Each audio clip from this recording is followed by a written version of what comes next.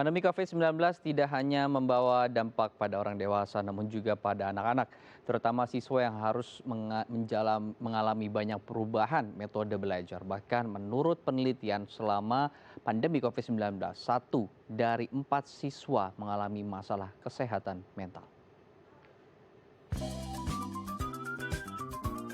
Menurut penelitian Ikatan Psikolog Klinis Indonesia, selama masa pandemi COVID-19 ini, 1 dari 4 siswa mengalami masalah mental. Salah satu penyebabnya adalah kegiatan belajar mengajar yang dilakukan secara daring. Pandemi COVID-19 juga memangkas waktu siswa untuk beraktivitas di luar ruangan, mulai dari belajar hingga bermain bersama teman, yang kini tidak bisa lagi dilakukan seperti sedia kala. Peranan tenaga pendidik juga sangat penting dalam meredam tingkat stres para siswa. Cara menyampaikan materi pembelajaran yang baik akan membuat mereka mudah mengerti dan terhindar dari beban yang disebabkan oleh tugas. Ya, untuk mengetahui bagaimana pandemi COVID-19 mempengaruhi kesehatan mental siswa, saat ini kita telah terhubung dengan Anelia Sarisani selaku Ketua Satgas Penanggulangan COVID-19 Ikatan Psikologis Klinis. Selamat pagi, Bu Ana. Pagi. Selamat pagi, baik. Ibu Ana, sejauh ini apakah ada kemudian laporan dan juga temuan-temuan teman-teman terkait permasalahan mental anak-anak selama mereka menjalani kegiatan belajar mengajar? Karena kita tahu saat ini kita sudah memasuki masa pandemi COVID-19 tahun kedua, begitu ya, dan juga mungkin akan masih panjang kegiatan belajar mengajar di rumah. Oke. Mungkin saya luruskan sedikit Ya, ya. Jadi gini, ini adalah penelitian yang kami bikin bersama Pusat Penelitian dan Kebijakan, Kementerian Pendidikan dan Kebudayaan Republik Indonesia.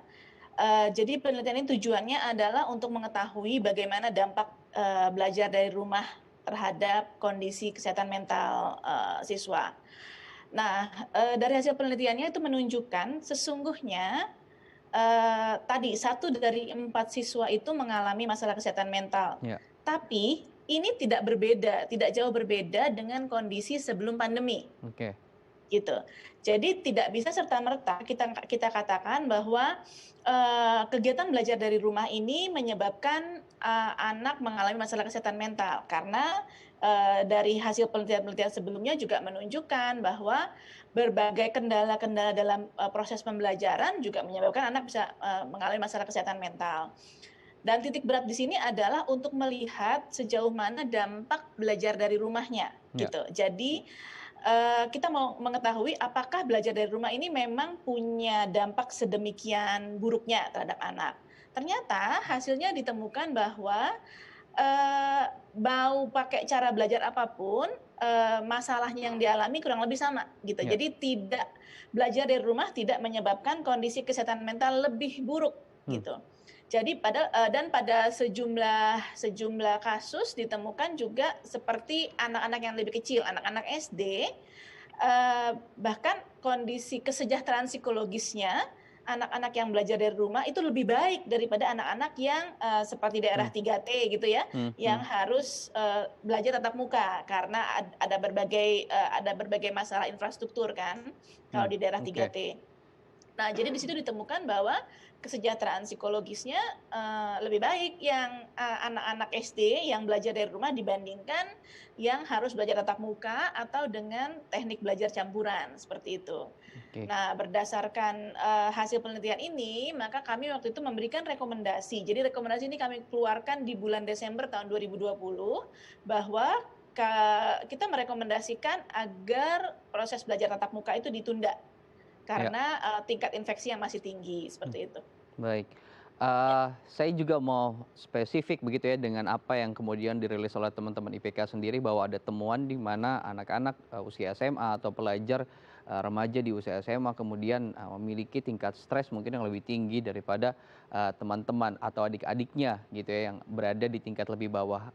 Apa kemudian indikator-indikator sehingga mereka ini lebih rentan terhadap tadi perasaan stres, sekalipun tadi kemudian tidak secara langsung berpengaruh begitu ya, belajar dari rumah dengan metode pembelajaran dari rumah dengan tingkat kesehatan mental anak-anak pelajar kita. oke.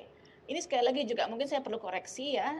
tidak ada dari hasil penelitian kami yang mengatakan bahwa anak SMA lebih stres, ya. Hmm, Cuman memang kita mengatakan bahwa tantangan yang dialami anak SMA itu menyebabkan mereka lebih rentan mengalami oke. masalah kesehatan mental, ya. Mungkin kita Hmm, bedakan. hmm, Jadi kita tidak mengatakan bahwa temuan yang kita, dapatkan saat ini anak SMA itu lebih stres hmm, dibandingkan adik-adiknya yang hmm. berada di tingkat pendidikan di bawahnya, ya. Eee, ada lebih banyak faktor yang bisa berkontribusi terhadap, masalah kesehatan mental pada anak-anak Ya, yang ya. usianya lebih besar, seperti itu. Nah, dan sebenarnya faktor ini sama untuk semua, tingkat pendidikan, tingkat usia. Jadi kita bagi menjadi 2 faktor, jadi bukan indikator ya, jadi 2 faktor, faktor sosial dan faktor psikologis. Nah, faktor sosialnya itu, yang bisa menyebabkan, seorang anak punya resiko kesehatan mental yang lebih berat itu adalah, lebih besar, sorry, bukan lebih berat, adalah masalah ekonomi, masalah pendampingan orang Ya. tua, lalu kemudian, masalah, eee, kelancaran infrastruktur lah ya, Hmm. kelancaran internet, lalu kemudian kalaupun internetnya lancar tapi misalnya ada bahan belajar yang sulit didapat, itu juga menjadi faktor, resiko yang menyebabkan seorang anak, bisa menjadi lebih besar Hmm. resikonya untuk mengalami masalah kesehatan mental, Hmm. seperti itu. Dengan kegiatan orang tua mereka yang menjalani, aktivitas WFH sendiri, apakah kemudian ini ada pengaruhnya terhadap, tadi kerentanan tingkat stres anak-anak ketika menjalani kegiatan pembelajaran di rumah? Nah, ini di sini juga ditemukan sejumlah fakta yang cukup menarik. Eee, Siswa Ya, yang ayahnya WFH, ya, yang ayahnya WFH nih malah justru beresiko mengalami masalah kesehatan mental oke. dibandingkan siswa yang ayahnya WFO, Ya, seperti itu. Di sini kan sebenarnya suatu yang menarik, sampai saat ini kami belum terlalu bisa menganalisis lebih ya, lanjut ya, karena kalau kalau kita mau mencari hubungan sebab akibat, dibutuhkan sebuah penelitian yang lebih lanjut ya. ya. Cuman kita bisa asumsi, ini bisa berdasarkan asumsi yang mungkin bisa salah, eee, mungkin sejak pandemi para ayah tidak memiliki keterampilan pendampingan, buat Ya, anak-anaknya yang ya. cukup baik, sehingga keberadaannya di rumah justru malah menjadi faktor yang menimbulkan tekanan, atau faktor yang menimbulkan kendala buat anak. Bisa saja nih karena ayahnya bekerja dari rumah, maka mereka akan rebutan, koneksi Ya, internet gitu ya. ya misalnya. Itu juga, eee, ada kemungkinan seperti itu. Mmm, Walaupun sampai saat ini kita masih belum bisa mengatakan penyebab pastinya kenapa anak-anak yang ayahnya WFH malah beresiko lebih besar, untuk mengalami masalah mmm, kesehatan mental. mmm. Sedangkan kalau, ibu yang, WFH jadi gini, untuk kasus ibu itu lebih lebih kecil Ya, atau lebih berupa faktor, apa ya, kalau kita bilang faktor pendukung, kalau ibunya tidak bekerja, seperti itu. oke. Jadi mungkin pendampingannya lebih bagus kali ya kalau ibunya tidak bekerja. Oke. Ini kan Ya. sudah ada penelitian dan rekomendasi juga sudah diberikan kepada Kementerian Pendidikan dan, kemungkinan besar anak-anak juga akan menjalani kegiatan belajar, mengajar di rumah atau KBM di Ya. rumah begitu di tahun Mhm. 2021 gitu. Ya. Apa kemudian yang disarankan dari asumsi, temuan teman-teman, yang tadi kemudian disampaikan oleh Bu Ane yang Mhm. bisa, menjadi, pembelajaran untuk orang tua gitu? Jangan sampai kemudian kehadiran mereka di rumah yang seharusnya begitu ya diharapkan oleh Kementerian Pendidikan sebagai pengganti guru, pendamping anak-anak belajar, malah menjadi, bom waktu yang kemudian kita tidak tahu ke depan apa efeknya nanti terhadap kesehatan anak-anak. Oke. Di sini kami sebenarnya menghimbau dari para pemangku kepentingan, jadi tidak dibebankan hanya kepada orang tua saja. Eee, Kepada para pemangku kepentingan mungkin perlu memberikan semacam peningkatan kapasitas, terhadap orang tua, peningkatan keterampilan bagi orang tua untuk mampu memberikan pendampingan pembelajaran yang tepat Ya, pada anaknya sesuai dengan kebutuhan berdasarkan usia dan tingkat pendidikan.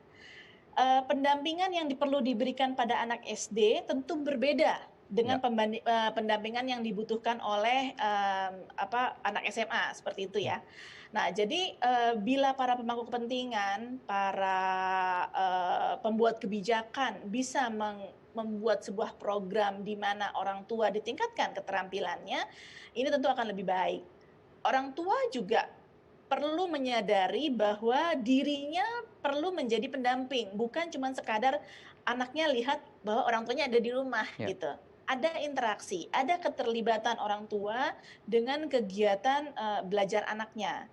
Karena semua orang saat ini mengalami, banyak perubahan yang harus dibantu agar proses adaptasinya berjalan lebih baik, seperti itu. Hmm. Baik, jadi tadi ya, bagaimana kemudian peran pemangku kepentingan untuk membuat sebuah program yang bisa menjadi, sumber untuk orang tua kemudian belajar bagaimana Ya, memberikan pendampingan kepada anak. Karena kita lihat juga konten seputar parenting ini lebih banyak ke usia balita sampai dengan, mungkin untuk SD, SMP, SMA ada begitu, tapi tidak banyak begitu karena treatment-nya kemudian berbeda untuk, karakter usia tertentu. Ibu Ana terima kasih sudah memberikan, inspirasi, informasi kepada masyarakat. Semoga kemudian ini bisa menjadi landasan kita bersama agar menghadapi tahun 2021 di pandemi ini kita bisa kemudian terbuka begitu ya bagaimana menjaga kesehatan mental anak-anak kita terutama saat mereka menjalani kegiatan belajar di rumah. Terima kasih Ibu Ana. amin. Makasih. Ya pemirsa usai jeda kita akan melanjutkan perbincangan masih seputar kesehatan mental siswa di tengah pandemi COVID-19. Tetap bersama kami di Halo Indonesia.